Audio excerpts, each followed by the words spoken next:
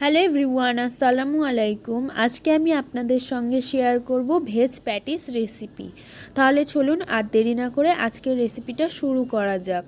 আজকের রেসিপির জন্য এখানে আমি প্রথমেই নিয়ে নিয়েছি গাজরটাকে আগে থেকে গ্রেট করে ধুয়ে পরিষ্কার করে নিয়েছি পরিমাণ মতো ময়দা, ধনেপাতা কুচি, নিয়ে নিয়েছি শসা কুচি, পরিমাণ মতো নুন, কাঁচা লঙ্কা কুচি, পেঁয়াজ কুচি, টমেটো কুচি, 3টে ডিম ভেঙে নিয়েছি, আর নিয়ে নিয়েছি 2 পাতা টমেটো কেচাপ, নিয়ে নিয়েছি 150 গ্রাম রিফাইন্ড অয়েল।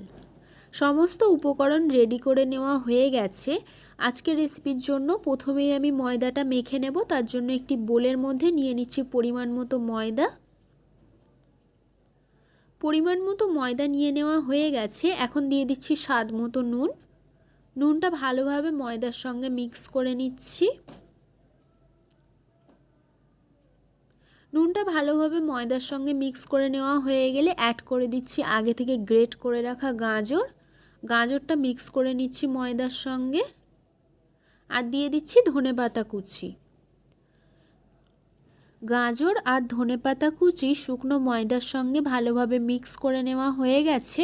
এখন ময়দার মধ্যে অল্প অল্প করে জল অ্যাড করে ময়দার সফট একটা ডো বানিয়ে নেব। ময়দার সফট ডোটা রেডি করে নেওয়া হয়ে গেছে। দেখুন, গাজর গ্রেট করা আর ধনেপাতা কুচি দেওয়ার কারণে ময়দার ডোটা দেখতে কতটা সুন্দর লাগছে। এখন হাতের মধ্যে একটু বেশি পরিমাণে সাদা তেল নিয়ে ভালোভাবে ময়দার ডোয়ের সঙ্গে মিক্স করে নিচ্ছি সাদা তেলটা।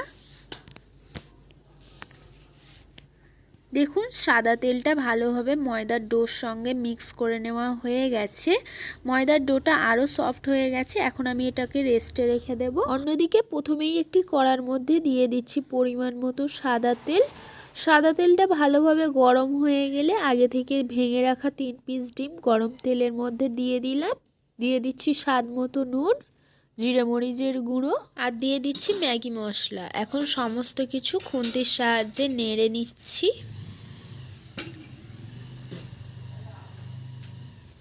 নেড়ে নেড়ে ডিমের ভুজিয়াটা আমি বানিয়ে নিচ্ছি। ডিমের ভুজিয়াটা বানিয়ে নেওয়া হয়ে গেছে।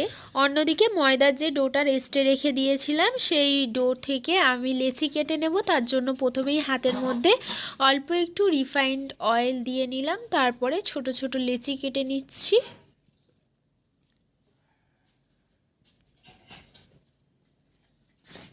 এরকম সাইজের আমি সমস্ত লেচি কেটে নেব।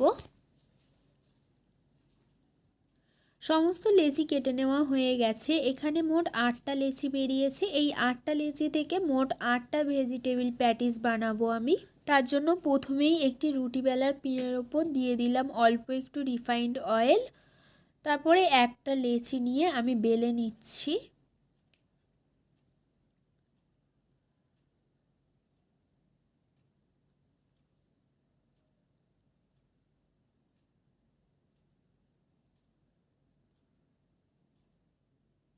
দেখুন, এইভাবে আমার একটি লেচি বেলে নেওয়া হয়ে গেছে। লেচিটা আমি পাতলা করে বেলে নিয়েছি। এখন সাইড থেকে দিয়ে দিচ্ছি আগে থেকে গ্রেট করে রাখা গাজর, ধনেপাতা কুচি, ডিমের ভুজিয়া, দিয়ে দিচ্ছি অল্প একটু পেঁয়াজ কুচি, টমেটো কুচি, আর দিয়ে দিচ্ছি কাঁচা লঙ্কা কুচি। সবশেষে উপর থেকে দিয়ে দিচ্ছি টমেটো কেচাপ। এখন আমি ফোল্ড করে নেব। তার জন্য এক সাইড থেকে এইভাবে তুলে অপর সাইডে সেট করে দিচ্ছি। তারপরে দেখুন, অন্য সাইড থেকে এইভাবে টেনে তুলে আরেকটা সাইড অ্যাডজাস্ট করে দিচ্ছি। আপনারা এটা আশা করি দেখেই বুঝতে পারছেন আমি কিভাবে প্যাটিসের শেপটা দিচ্ছি। খুব সহজেই আপনারা এইভাবে প্যাটিসের শেপ দিয়ে নিতে পারেন।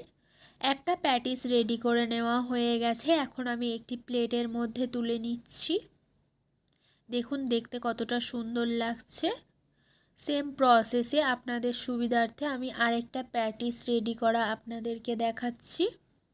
প্রথমেই পিনের ওপর দিয়ে দিলাম অল্প একটু রিফাইন্ড অয়েল, তারপরে একটি লেচি নিয়ে বেলে নিচ্ছি। লেচিটা পাতলা করে বেলে নেওয়া হয়ে গেছে। এখন উপর থেকে দিয়ে দিচ্ছি গাজর কুচি, অর্থাৎ আগে থেকে গ্রেট করে রাখা গাজর। দিয়ে দিচ্ছি ধনেপাতা কুচি, দিয়ে দিচ্ছি ভুজিয়া ডিমের, পেঁয়াজ কুচি,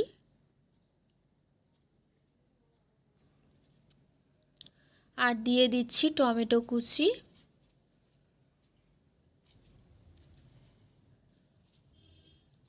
লঙ্কা কুচিও দিয়ে দিচ্ছি উপর থেকে। সবশেষে দিয়ে দিচ্ছি টমেটো কেচাপ। এখন এইভাবে ফোল্ড করে নিচ্ছি। আমি যেভাবে প্যাটিসটা ফোল্ড করছি সেম প্রসেসে আপনারাও যদি প্যাটিসটা ফোল্ড করে নেন তাহলে তেলে ভাজার সময় প্যাটিসটা কোনোভাবেই খুলে যাবে না। দেখুন এই প্যাটিসটাও ফোল্ড করে রেডি করে নেওয়া হয়ে গেছে। এখন আমি একটি প্লেটের মধ্যে তুলে নেব। সেম প্রসেসে বাকি প্যাটিসগুলো আমি রেডি করে নেব। সমস্ত প্যাটিস রেডি করে নেওয়া হয়ে গেছে। এখন ভেজ প্যাটিসগুলো ভেজে নেওয়ার পালা। তার জন্য প্রথমেই একটি কড়ার মধ্যে দিয়ে দিচ্ছি পরিমাণ মতো রিফাইন্ড অয়েল। এই সময় গ্যাসের ফ্লেমটা মিডিয়াম টু লোতে রেখে তেলটা হালকা গরম হয়েছে। একটা প্যাটিস আমি ছেড়ে দিলাম গরম তেলের মধ্যে। গ্যাসের ফ্লেমটা কোনোভাবেই হাইতে দেওয়া যাবে না, মিডিয়াম টু লোতে রেখেই প্যাটিসটা ভেজে নিতে হবে। ভালোভাবে উল্টে পাল্টে প্যাটিসটা ভেজে নিচ্ছি। সাইড থেকে দেখুন এইভাবে তেল ছিটকিয়ে দিচ্ছি যাতে করে প্যাটিসটা ফোলে। প্যাটিসটা ভেজে নেওয়া হয়ে গেছে। এখন আমি একটি ঝাঁঝরির সাহায্যে তেল ঝরিয়ে তুলে নিচ্ছি। আরও একটা প্যাটিস ভেজে আপনাদেরকে দেখাচ্ছি। তেলটা যেহেতু একটু গরম হয়ে গেছে তার কারণে গ্যাসের ফ্লেমটা একেবারে লোতে দিয়ে উল্টে পাল্টে আমি প্যাটিসটা ভেজে নিচ্ছি। তেলটা একটু ঠান্ডা হয়ে গেলে আবার বেশি, তাহলে গ্যাসের ফ্লেমটা আবারও একটু মিডিয়ামে দিয়ে ভেজে নিতে হবে। এইভাবে মিডিয়াম টু লোতে রেখে গ্যাসের ফ্লেমটা ভালোভাবে উল্টে পাল্টে আমি ভেজ প্যাটিসগুলো ভেজে নিচ্ছি।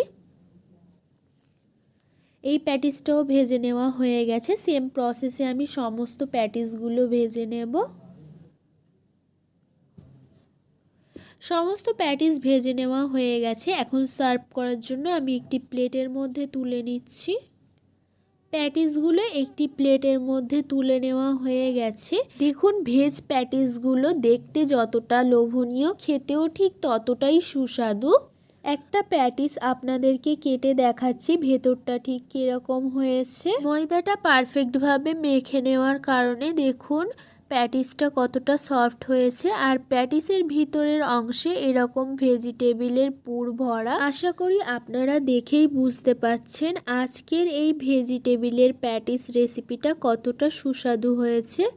আপনাদেরকে রিকোয়েস্ট করব বাড়িতে একবার হলেও এইভাবে ভেজিটেবিল প্যাটিস রেসিপি ট্রাই করে দেখবেন। আশা করি আপনাদেরও ভালো লাগবে। আজকের রেসিপিটা যদি আপনাদের ভালো লেগে থাকে হাবিবার রান্নাবাটি চ্যানেলটিকে সাবস্ক্রাইব করে অল নোটিফিকেশান অন করে রাখবেন। ফিরে আসবো আবারও নেক্সট কোনো রেসিপি নিয়ে। সম্পূর্ণ রেসিপিটা দেখার জন্য ধন্যবাদ।